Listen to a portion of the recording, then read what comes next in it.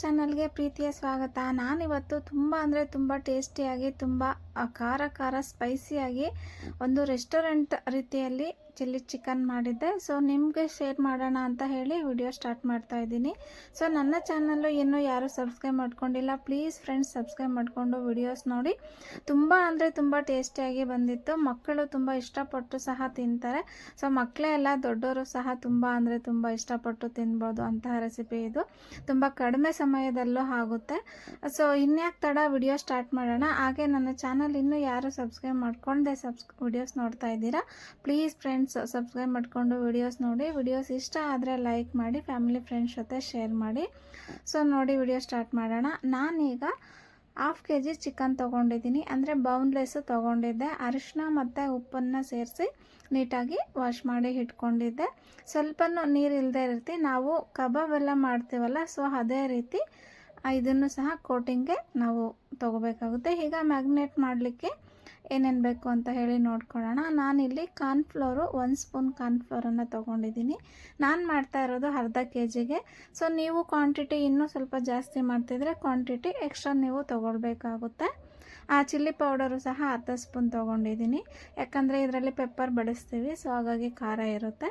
So ಹಾಗೆ pepper powder 1/4 spoon ತೊಗೊಂಡಿದ್ದೀನಿ. ಅರಿಶಿನ 1/4 ಸ್ಪೂನ್ ತೊಗೊಂಡಿದ್ದೀನಿ. ಶುಂಠಿ ಬೆಳ್ಳುಳ್ಳಿ ಪೇಸ್ಟು 1 ಸ್ಪೂನ್ನ ತೊಗೊಂಡಿದ್ದೀನಿ. ಸೊ ಹಾಗೆ ಮೊಟ್ಟೆ 1 ಮೊಟ್ಟೆನ ತೊಗೊಂಡಿದ್ದೀನಿ. ಮೊಟ್ಟೆ ಸೇರಿಸೋದ್ರಿಂದ ಸಾಫ್ಟಾಗಿ ಬರುತ್ತೆ, ಸೊ ಅದಕ್ಕಾಗಿ. ಹಾಗೆ ನಾನಿಲ್ಲಿ ವೆನಿಗರು 1/2 ಸ್ಪೂನ್ ತೊಗೊಂಡಿದ್ದೀನಿ, ಮತ್ತು ಸೋಯಾ ಸಾಸು 1/2 ಸ್ಪೂನ್ ತೊಗೊಂಡಿದ್ದೀನಿ. ಇವೆರಡು ನಿಮ್ಮ ಮನೇಲಿ ಇಲ್ಲ ಅಂತಂದರೆ ನೀವು ಸ್ಕಿಪ್ ಮಾಡ್ಬೋದು. ಆಲ್ಮೋಸ್ಟ್ ಇರುತ್ತೆ, ಕೆಲವ್ರಿಗೆ ಇದು ಇಷ್ಟ ಆಗಲ್ಲ. ಸೊ ಇದನ್ನು ಸ್ಕಿಪ್ ಮಾಡಿ ನೀವು ಲೆಮನನ್ನು ಸೇರಿಸ್ಕೊಳ್ಬಹುದು. ಸಾಫ್ಟಾಗಿ ಬರಲಿಕ್ಕೆ ಅಷ್ಟೇ ನಾವು ಇದನ್ನು ಸೇರಿಸೋದು.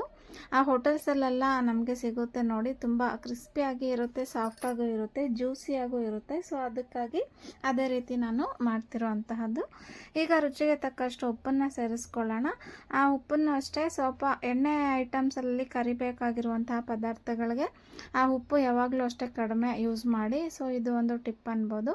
ಈಗ ನೋಡಿ ಚೆನ್ನಾಗಿ ಮಿಕ್ಸ್ ಮಾಡಾಯಿತು.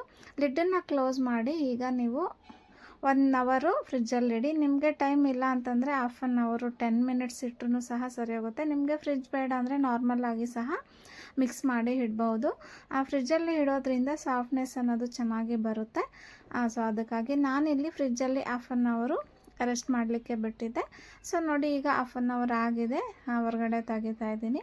ಸೊ ಈಗ 1 ರೌಂಡು ಮಿಕ್ಸ್ ತೊಗೊಳ್ಳೋಣ. ಮಿಕ್ಸ್ ಕೊಟ್ಟು ಎಣ್ಣೆ ಬಿಸಿ ಮಾಡಲಿಕ್ಕೆ ಇಟ್ಟಿದ್ದೆ ಈ ಸೈಡು.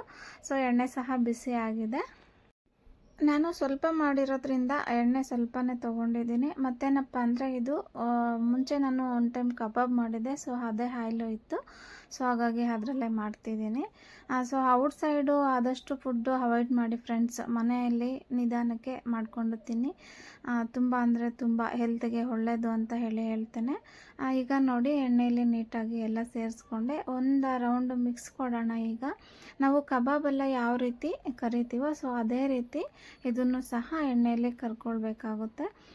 ಎಣ್ಣೆಯಲ್ಲಿ ಮಾಡುವಂತಹ ಪದಾರ್ಥಗಳನ್ನ ಆದಷ್ಟು ಕಡಿಮೆ ಯೂಸ್ ಮಾಡಿ, ಹೆಲ್ತ್ಗೆ ತುಂಬ ಒಳ್ಳೆಯದು. ಈಗ ನೋಡಿ 1 ರೌಂಡ್ ಚೆನ್ನಾಗಿ ಫ್ರೈ ಆಗಿದೆ. ನೀವು ಈ ಟೈಮಲ್ಲಿ ಸ್ವಲ್ಪ ಗೋಲ್ಡನ್ ಕಲರ್ ಬರೋ ತನಕ ಫ್ರೈ ಮಾಡಿಕೊಂಡು ಈಗ ಹೊರಗಡೆ ತೊಗೊಳ್ಳೋಣ. ಸೊ ನಾನು ಎಲ್ಲ ಒಂದು ಪ್ಲೇಟ್ಗೆ ತೊಗೊಳ್ತಾ ಇದ್ದೀನಿ.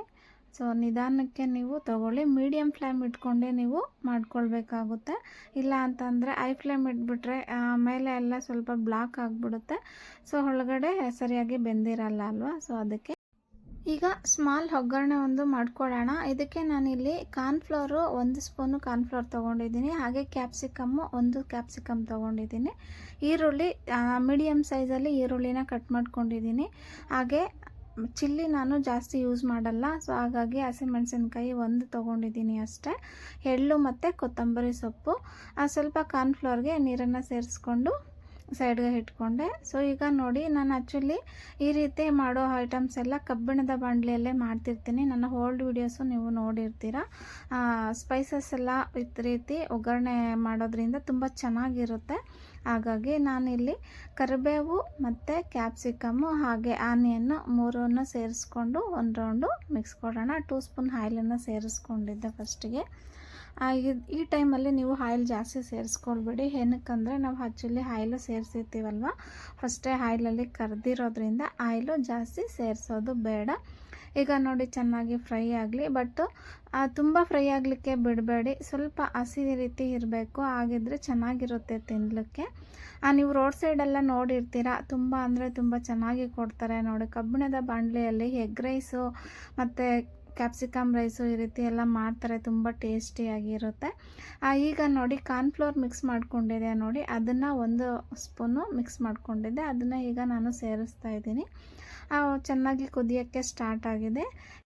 ಈಗ ಐ ಫ್ಲೇಮ್ ಇಟ್ಕೊಂಡೆ ನೀವು ಇದನ್ನು ಸೇರಿಸ್ಕೊಳ್ಬೇಕಾಗುತ್ತೆ. ನಾನಿಲ್ಲಿ ಗ್ರೀನ್ ಚಿಲ್ಲಿ ಸಾಸನ್ನು 1/2 ಸ್ಪೂನು ತೊಗೊಂಡಿದ್ದೀನಿ. ಸೊ ಅದಕ್ಕಾಗಿ ನಾನು ಫಸ್ಟೇ ಮೆಣಸಿನ್ಕಾಯಿ ಎಲ್ಲ ಕಡಿಮೆ ತೊಗೊಂಡೆ. ಸೊ ಈಗ ಸೋಯಾ ಸಾಸು ಸಹ 1/2 ಸ್ಪೂನ್ ತೊಗೊಂಡಿದ್ದೀನಿ. ನಾನು ಇಲ್ಲಿ 1/2 kg ಮಾಡೋದ್ರಿಂದ ಕಡಿಮೆ ತೊಗೊಳ್ತಾ ಇದ್ದೀನಿ. ರೆಡ್ ಚಿಲ್ಲಿ ಸಾಸು ಅದು ಸಹ 1/2 ಸ್ಪೂನ್ ತೊಗೊಂಡಿದ್ದೀನಿ.